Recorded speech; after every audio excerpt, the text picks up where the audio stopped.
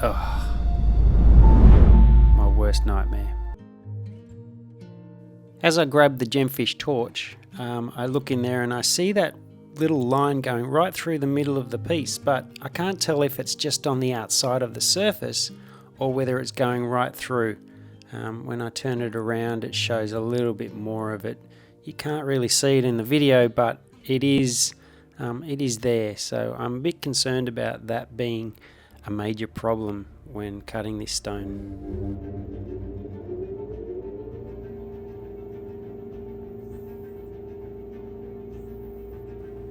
This piece comes from an area that is knobby opal and fossil opal, but it seems to be a piece of seam, and it's very common to find seam opal around where knobby is found as well. So yeah, it doesn't just come from the Grawin fields. You can get seam from everywhere where you find knobbies. Unfortunately, from looking at this piece from here on in, it doesn't look good. Oh, my worst nightmare.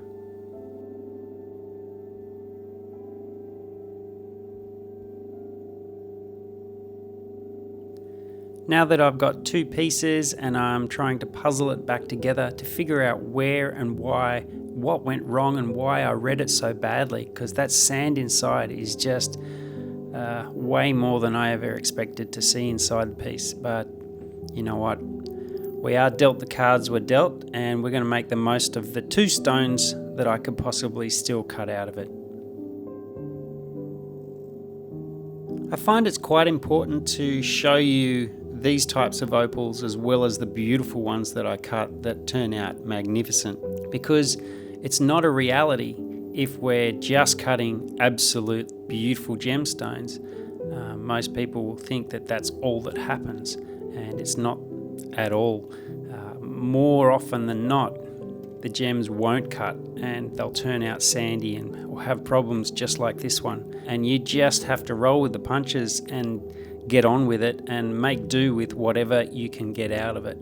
You do really hope for better stones, and I've always hoped for better stones, but it doesn't always work out. So you need to leave a little bit of, you got to have a little bit of gambling in your body, even though I don't gamble money away on anything else but opal. But with opal, it's an educated guess.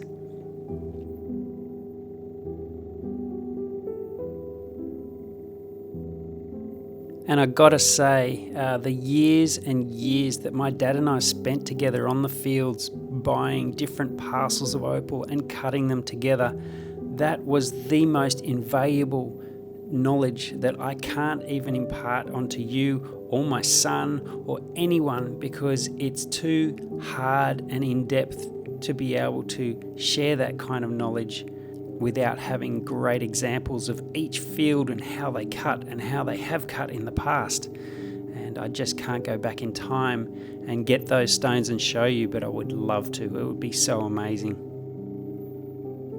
So to make up for that moving forward, each piece that I go through, I do explain to you what is going on and why it's going to cut that way, or what my recommendation or what I think it's going to happen, but it doesn't always work out. As you can see, I just can't get it right. Nobody's perfect. A lot of people say to me, why didn't you use a Dremel from the beginning? Why didn't you do this? Why didn't you do that?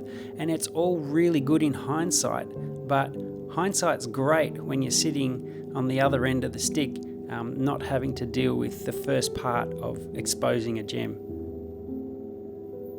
So really, it's all relative, depending on what I paid for this piece. Depends on whether it was still worth it or not. And yes, these stones are very small, but they're very bright. And am I going to make a profit? No, I'm not going to make a profit. I will pretty much break even on these two little pieces. I was hoping for one bigger high domed gem, but it didn't work out. So I think what I'm going to do is pick another piece for this video, just so you can see another gem that may have a better chance. Two very, very bright dark opals, one cushion cut and one round or oval. Look at those colours. There's purples, pinks, everything. Now this piece comes from the same parcel, and I had not quite as high hopes as the last piece, whether it's going to cut some nice gems. And this one, you can see the colour wedges away. It doesn't go right through the piece, so it's quite risky that I think I'm going to cut a nice gem out of this one as well. So on a whole, with this parcel I bought, I've taken probably too much risk and expecting too much of this opal. And don't forget, it's not black, it's grey or dark opal, which still also doesn't make that higher value in comparison to a nice black opal parcel. And you can see here exposing that colour bar, so there is quite a little bit of colour bar there that was surprising. And I'm happy to say that this one has way more chance of cutting a decent stone than the last piece. And the biggest unknown at the moment is, how is that opal colour going to face? Is it going to be beautiful like it looks like on the sides? Is it going to be flagstone, chaff pattern, broad flash pattern? You just don't know. And that's the allure of cutting opal. You still get a surprise when you face that colour bar.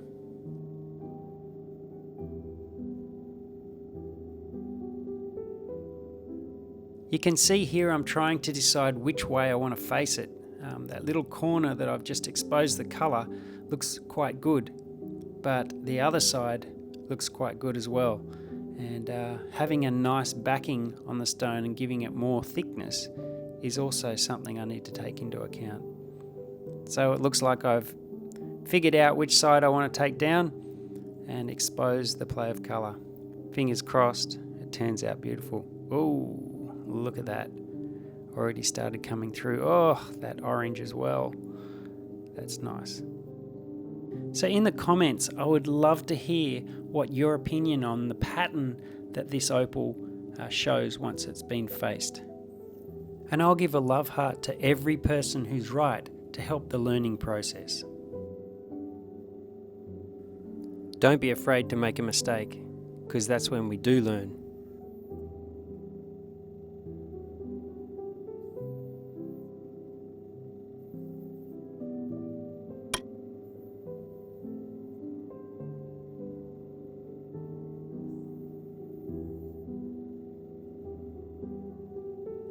It's funny how the unassuming piece is the one that has worked out better than the one I thought would be great. It just goes to show you can't judge a book by its cover. I know it's an old pun or old saying, but it's so true, and it goes for the same across the world in every situation.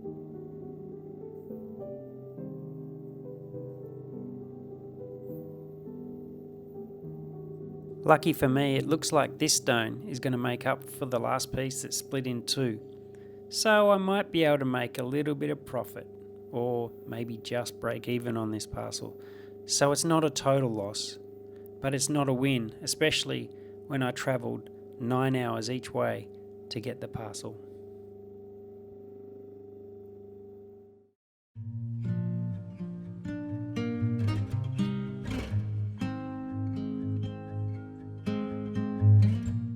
No matter the outcome, it's still a pleasure to polish opal that has gorgeous colour, and these ones are no exception.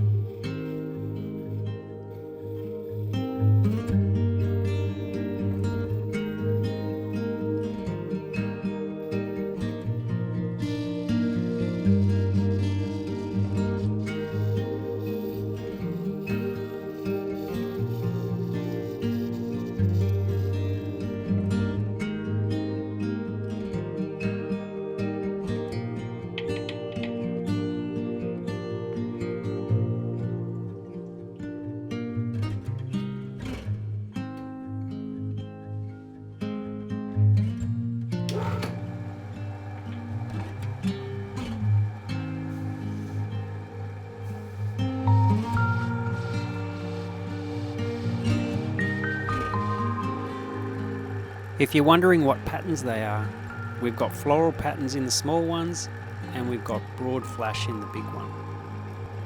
I hope you were right, but if you haven't, you've learnt something.